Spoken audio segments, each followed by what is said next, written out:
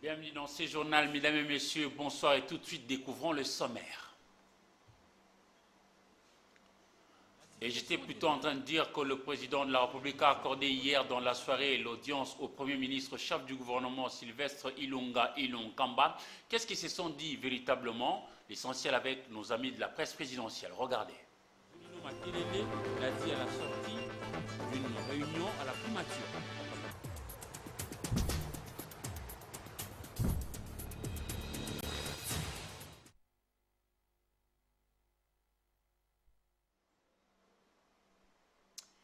Mesdames et messieurs, encore une fois, bonsoir. Je voudrais vous rappeler que je disais tantôt que le chef de l'État, Félix-Antoine Tshisekedi Tshilombo, a reçu hier dans la soirée le Premier ministre, chef du gouvernement, Ilunga Ilunkamba Sylvestre. Découvrons ce qui se sont dit hier. Avec une farde portée en bandoulière, le Premier ministre du gouvernement des coalitions est arrivé seul en fin d'après-midi, ce lundi 7 décembre, à la Cité de l'Union africaine. Reçu par le président de la République, Félix-Antoine Tshisekedi Tshilombo, le Premier ministre Sylvestre Ilunga Ilunkamba a eu une entrevue d'1 heure avec le chef de l'État. Les deux personnalités ont échangé seul à seul, en l'absence des collaborateurs de part et d'autre. À l'issue de cette audience que le président de la République a bien voulu accorder au Premier ministre qu'il a nommé en mai 2019, rien n'a donc filtré. Avare des mots, comme dans ses habitudes, le Premier ministre s'est refusé à toute déclaration devant les micros, malgré tous les efforts fournis par la presse présidentielle. Vous venez d'être reçu par le président de la République. De quoi avez-vous parlé? Mais le président de la République me reçoit souvent ici. Ce n'est pas la première fois que je suis arrivé ici. Non, je ne vous ai jamais parlé ici. Jamais.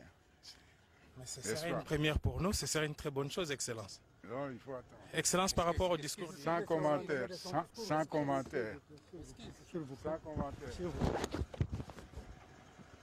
Au lendemain de l'adresse du chef de l'État à la nation, au cours de laquelle il a retiré sa confiance au gouvernement pour insuffisance des résultats, l'on croit savoir que les conséquences politiques de ces constats d'échec ont été au centre de cet échange.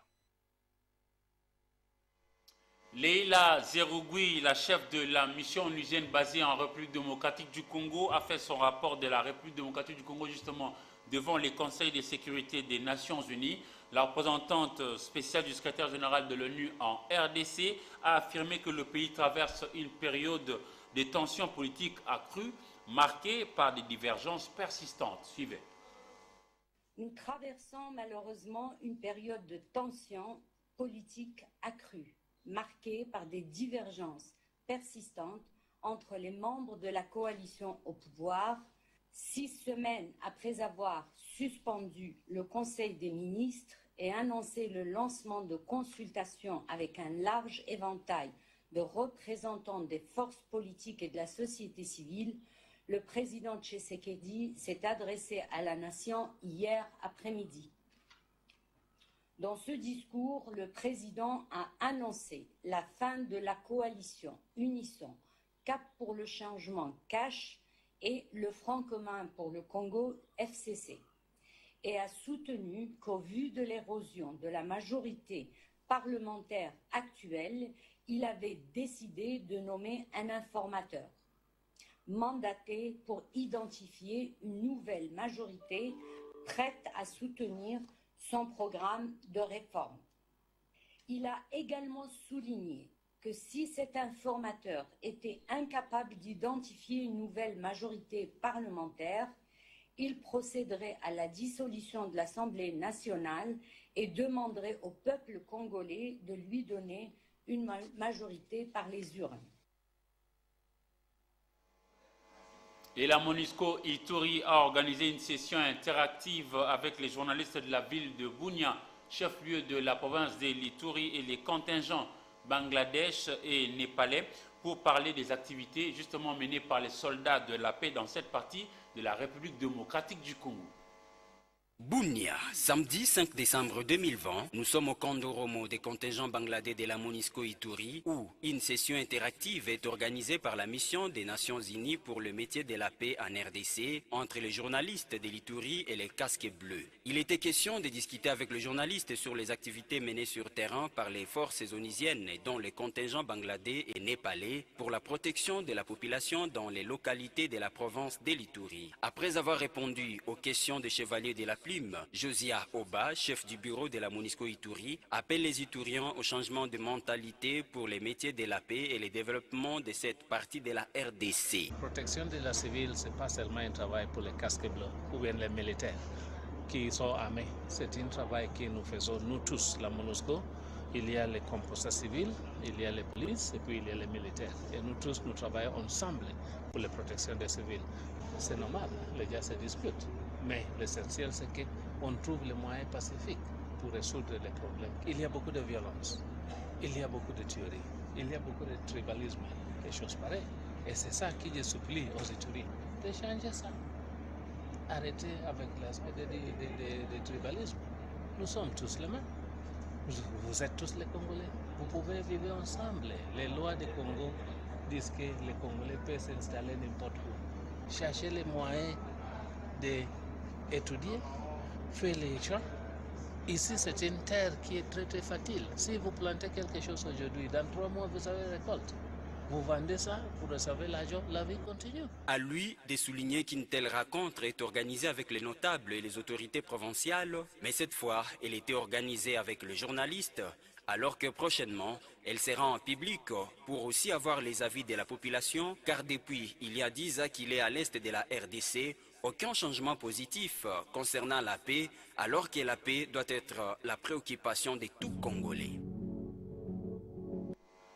La situation devient de plus en plus inquiétante par rapport à l'évolution du coronavirus à Kinshasa et par extension sur l'ensemble du territoire de la République démocratique du Congo. Les mesures ont été déjà prises pour une meilleure riposte. Il ne reste plus que la décision finale du chef de l'État, Félix-Antoine Tshisekedi Tshilombo, le porte-parole du gouvernement. Jolino Makelele Diwan Povessa l'a dit à la sortie d'une réunion hier à la primature. Suivez ces commentaires choisi pour vous par Sylvie Fortuné-Moula. Aujourd'hui, sous la houlette du Premier ministre, nous nous sommes réunis pour faire les appréciations sur l'évolution de la pandémie de la Covid-19 dans sa deuxième vague.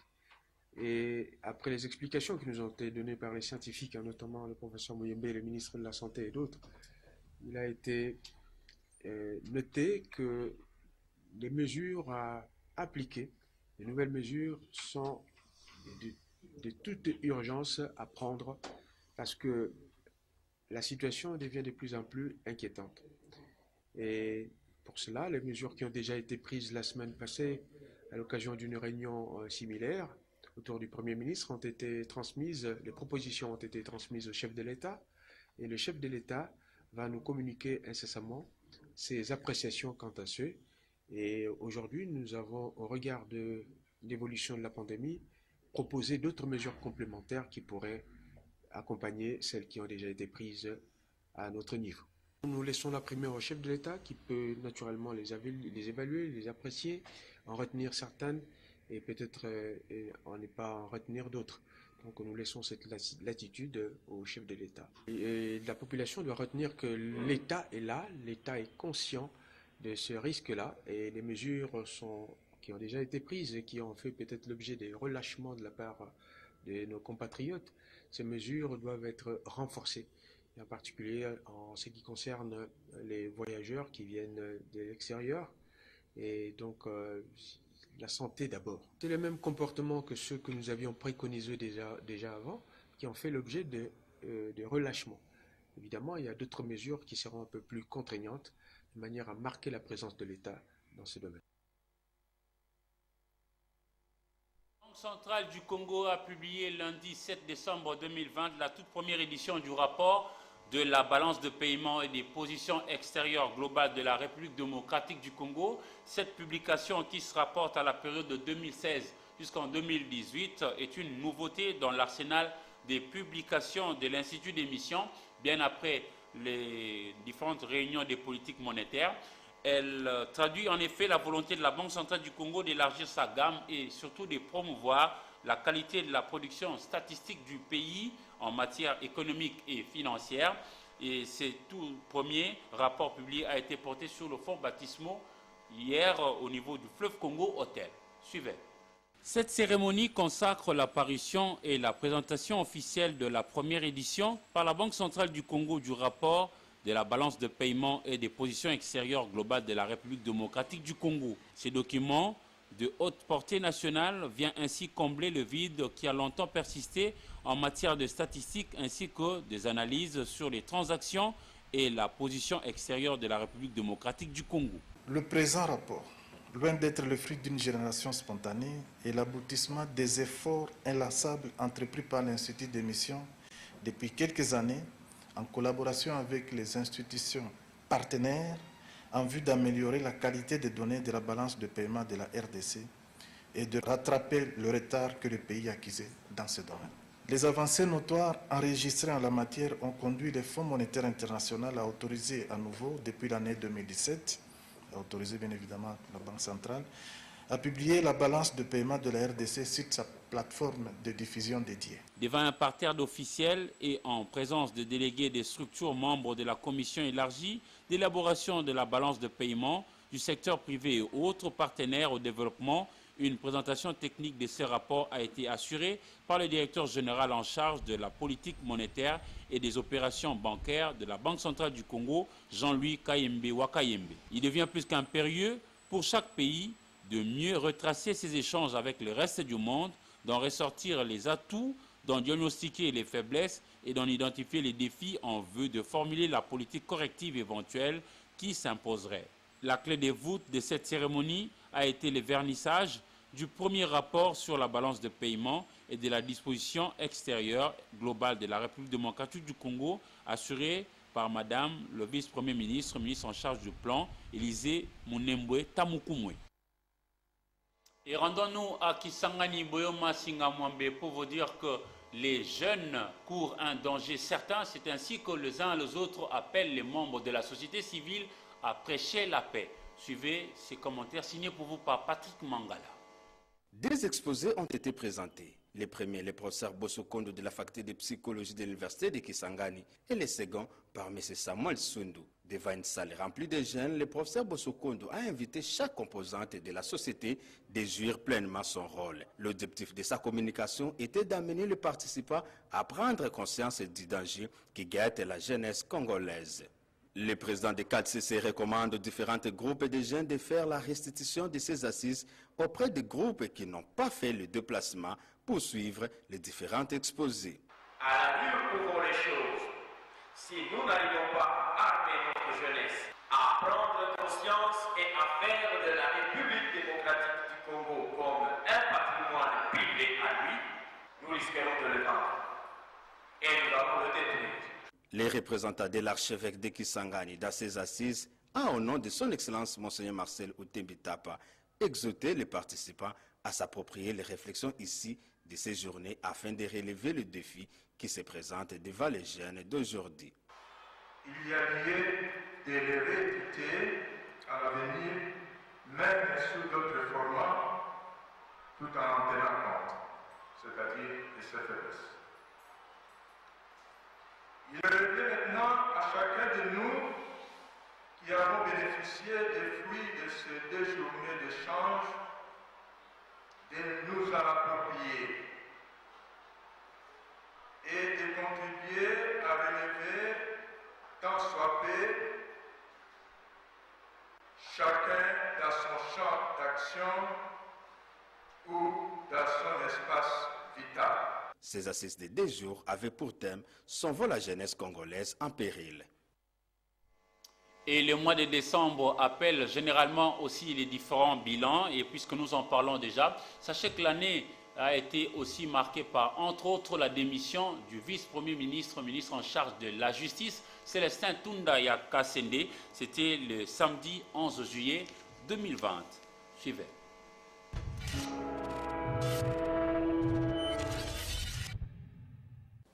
Je suis venu rencontrer ce jour le Premier ministre, chef du gouvernement,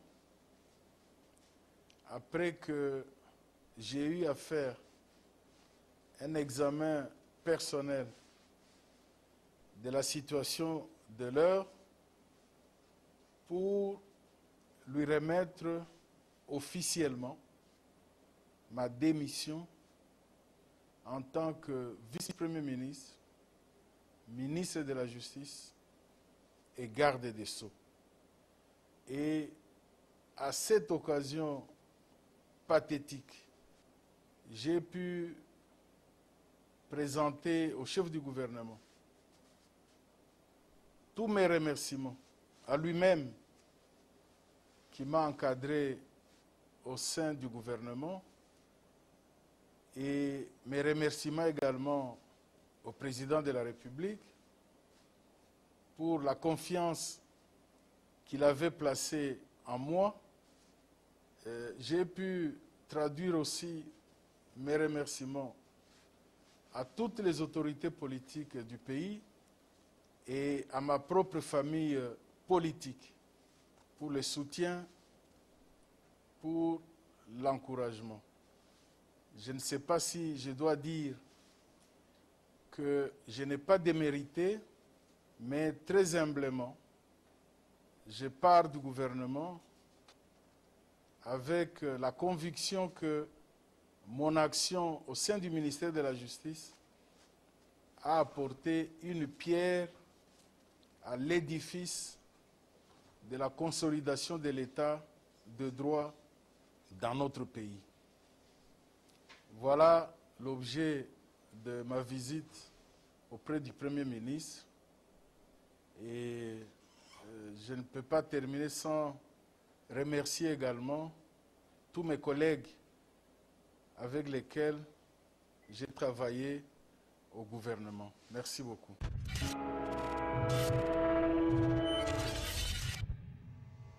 Rétrospective encore. Parlons cette fois-ci de la marche anti-Ronsard Malonda Ngimbi à Kananga, chef-lieu de la province du Kasaï central, avec Soleil Toumba Moufika.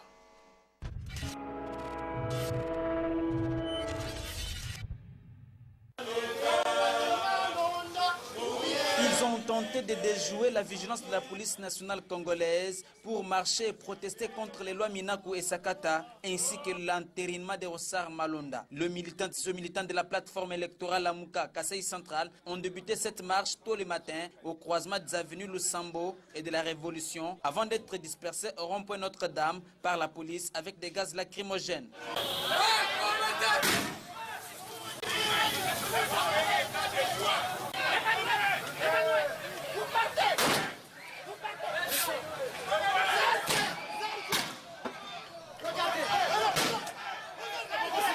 Comme cela ne suffisait pas, la police leur a confisqué des drapeaux, banderoles ainsi que des effigies du charman Moïse Katumbi Chapwe avant d'être escortés jusqu'à l'hôtel de ville où ils ont déposé leur mémorandum au maire de la ville de Kananga. Dans celui-ci, ils exigent 1. Le retrait pur et simple des lois démocraticides initiées par le FCC via les Guillaume Minaku et Sakata, le rejet sans de s'emparer, l'entérinement de Ronsard Malonda, architecte de fraude. Enfin, la dissolution de l'Assemblée nationale, véritable caisse de résonance du FCC. Le maire de la ville de Kananga, Mamika Kubichikele, qui a reçu ce mémorandum, a rappelé aux manifestants les mesures barrières ainsi que la décision du VPM interdisant les manifestations. Mais pourquoi ne pas venir comme vous êtes venus ici nous déposer les mémos? On n'allait pas vous chasser. Mais là, on a refusé d'organiser des mouvements. Et vous dites que votre mémo va arriver à qui de droit déjà ce matin. Maître Jacques Nkole, cadre de l'Ensemble pour la République, déplore l'attitude de la police. Mais on déplore le comportement de notre police. La police à nous, pour laquelle d'ailleurs nous nous battons, pour que ces conditions de vie soient améliorées. Je suis déçu. État de droit à Congo.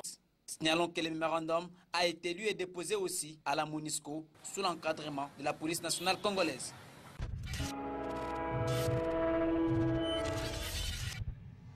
Parlons sport et particulièrement le tennis pour dire qu'une délégation de la Ligue du Katanga composée du vice-président Wambuyu et du secrétaire général de la dite Ligue a poursuivi avec sa campagne de sensibilisation et d'inspection des infrastructures sportives de tennis en vue de la vulgarisation de cette discipline en République démocratique du Congo. Junior Kaniki.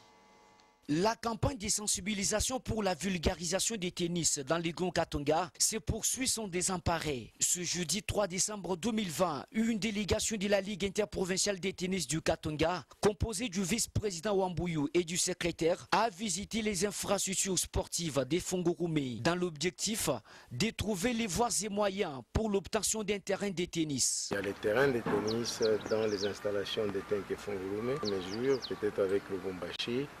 Voir dans quelle mesure on peut voir le responsable de Tenke Fongorume et voir s'ils peuvent les aider à faire un terrain de tennis ici. Un jour avant, soit mercredi 2 décembre 2020 dernier, la même délégation s'était rendue à Kolwezi, chef-lieu de la province du Lualaba, où elle a été reçue par les chefs des services sport et loisirs. Sur place, Wambuyu et sa suite ont inspecté environ 7 terrains de tennis au cercle récréatif Manika dans la commune de Dilala, dont 2 praticables et 5 non praticables. Parmi ces derniers, les uns pourraient être réhabilités et les autres sont transformés en parking. Et c'était avant de réunir autour d'une table, en présence du chef des bureaux de la division des sports et loisirs dans les Grands Katanga, les passionnés de tennis, notamment Honorable Roy, questeur de l'organe délibérant du Lualaba. Question de mettre en place un comité pour la vulgarisation de ces disciplines dans ce coin de la région du Grand Katanga. Rappelons que Fongorume et Kolwezi s'ajoutent ainsi à la liste des villes et cités déjà concluses, notamment Kipushi, Karsumbalesa et Likasi, pour l'installation des ententes et cercles sportifs. Les prochaines villes, c'est Kalemi, chef-lieu du Tanganyika, et Kamina, dans les Olomami. Par ailleurs, la Fédération congolaise de boxe que dirige le président Ilunga Luyoyo a suspendu Mukadi Manda et Flori Movoto, respectivement président et premier vice-président de la Ligue nationale de boxe professionnelle. On fait le point avec Patrick Borel-Moukindi. Le président de la Ligue nationale de boxe professionnelle, Mukadi Manda, et son premier vice-président, Flori Movoto, ont été suspendus jusqu'à la tenue de l'Assemblée générale extraordinaire de la Fédération prévue à la fin du mois de janvier 2021. Cette décision est motivée par plusieurs grèves. Selon la correspondance de la FCB, signée le 3 décembre 2020 par le président de la Fédération, le général Ilunga Luyoyo, et le secrétaire général de la FCB, Marcel Nzaou, il est reproché aux personnes précitées les recrutements de boxeurs professionnels en violation des normes établies, la manif frauduleuse et scandaleuse de faire boxer les athlètes sans contrat, sans licence, sans carnet médicaux et sans assurance. Ainsi, la décision est claire, Mukadi Manda ne présidera plus aux destinées de la Ligue nationale de boxe professionnelle. À la place, la Fédération congolaise de boxe a nommé un comité intérimaire qui va assurer les affaires courantes et sera dirigé par Limeso Molanga. La Ligue nationale de boxe professionnelle, c'est l'organe spécialisé de la fédération qui s'occupe de la boxe professionnelle, qui gère les boxeurs professionnels et qui s'occupe de l'organisation des compétitions de boxe professionnelle. Dans une semaine, je pense que les 13, ça sera notre rentrée dans cette affaire, parce que, comme je viens de le dire, il y a longtemps, il n'y avait pas de sérieux dans la boxe professionnelle. Je pense que l'organisation que nous allons mettre le 13 prochain ici, va convaincre au monde qu'effectivement les bonnes choses, les grandes choses viennent de commencer à la boxe professionnelle. Cette décision a été communiquée aux différents boxeurs professionnels dimanche 6 décembre 2020 au cours d'un échange à bâton rompu. Maître Yamashita Jean-Luc Ngombe Lukoki a décédé hier lundi 7 décembre 2020 et à travers ces reportages signés pour vous par Ndei Lambechi, il présente qui c'était réellement. Regardez. Jean-Luc Ngombo Lukoki dit Yamashita Molakisi, l'ancien vice-président de la Ligue des judo de Kinshasa et tuteur du judo club Sekam, est décédé lundi 7 décembre 2020 à la clinique Ngalima, dans la commune de la Gombe, après une courte maladie, a-t-on appris des sources familiales. Il a fait preuve de dynamisme et de loyauté au sport congolais, en particulier le judo. Durant ses prestations dans les différentes compétitions au niveau national et international, Yamashita a fait honneur à la RDC. Yamashita est tuteur du judo club Sekam, l'un des clubs les plus titrés de Kinshasa et de la RDC. Il était candidat dans la mouture du président Maître Freddy Longa, dit Elo, en qualité de membre. Il tire sa révérence sans vivre les élections à la tête de la Fédération nationale congolaise de judo, FENACOJI. L'illustre disparu laisse une veuve et une famille nombreuse. Adieu les 6e dan, les grands maîtres Gojuru, Molakisi Yamashita d'Afrique. Merci pour les services rendus à la RDC.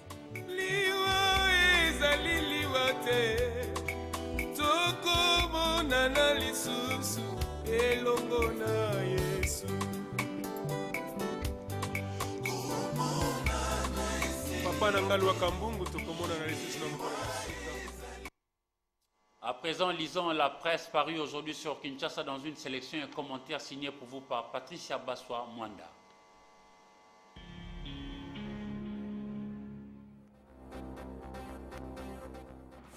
En RDC, affrontement à l'Assemblée nationale entre des partisans du président Félix Tshisekedi et ceux de la majorité parlementaire fidèle à Joseph Kabila. Ces événements surviennent 2 jours après l'annonce du président Tshisekedi mettant un terme à sa coalition avec le camp de son prédécesseur. En Afrique du Sud, le procès pour corruption de l'ex-président Jacob Zuma a été reporté à février 2021. Il est accusé d'avoir touché 4 millions de rand, environ 200 000 euros, dans un contrat d'armement en 1999. Au Libéria, environ 2,5 millions d'électeurs votent ce mardi dans le cadre d'un référendum sur des amendements de la Constitution. Parmi ces amendements, la durée du mandat présidentiel passe de 6 à 5 ans et la loi qui interdit la double nationalité est annulée. Au Sénégal, le tribunal de grande instance de Mbour a condamné à 2 ans de prison, dont 1 ferme, 3 pères de famille qui avaient fait embarquer leur fils dans une pirogue en partance pour l'Europe, dont l'un est mort en mer.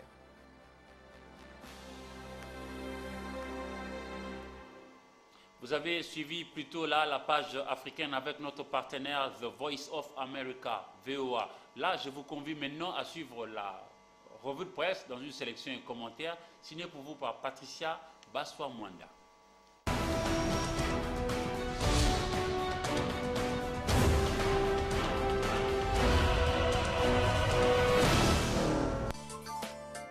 Mesdames et messieurs, bonsoir et bienvenue à cette revue de presse. À sa une, à l'avenir titre ce mardi, le FCC demande au cash de tirer toutes les conséquences. En effet, en réaction à la décision prise par le président Félix-Antoine Tshisekedi Tshilombo de mettre fin à l'accord de la coalition FCC Cash parce que considéré comme la raison principale à la base du blocage actuel, la conférence de présidents de partis et regroupements politiques du FCC qui s'est réunie hier 7 décembre 2020 en session extraordinaire retorque qu'il revient plutôt au cash de tirer toutes les conséquences de la décision de mettre fin à cette coalition. Abordant dans le même sens la prospérité, titre plutôt le FCC met en garde Félix Tshisekedi contre la violation de la Constitution. En clair, ce regroupement politique prend acte de la rupture de la coalition. Par contre, Adolphe Mozito conditionne la nomination d'un informateur par la démission d'un Premier ministre. Pour lui, le président de la République serait bloqué. C'est ce que compte faire le FCC qui s'est dit pas concerné par les annonces illégales du président de la République, qui crée de manière intentionnelle une crise superficielle là où elle n'existe pas. L'avenir revient sur le même sujet en parlant plutôt de l'ultime face-à-face Tshisekedi-Ilokamba. À sa demande, le président de la République, Félix-Antoine Tshisekedi Tshilombo, a reçu hier dans son bureau de la Cité de l'Union africaine le Premier ministre Ilokamba dans une audience qui a pris près d'1 heure. On ose croire que le président de la République a demandé au Premier ministre de démissionner, même si rien n'a filtré de leurs échanges. Mais c'est l'endure de Anna Mongo, un cadre qui servira de vitrine de la culture des 33% de Congolais en temps partage de l'art culinaire à la gestion et résolution de conflits en passant par l'art de diriger la cité. Fin de cette revue de presse. Bonsoir chez vous.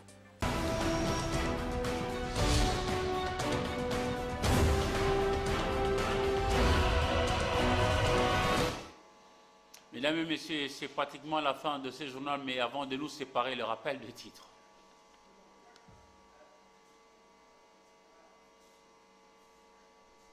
L'évolution du coronavirus à Kinshasa et dans l'ensemble du pays. Les mesures ont été prises pour une meilleure riposte. Il ne reste plus que la décision du chef de l'État. Le porte-parole du gouvernement, Solino Makelele, l'a dit à la sortie d'une réunion à la primature.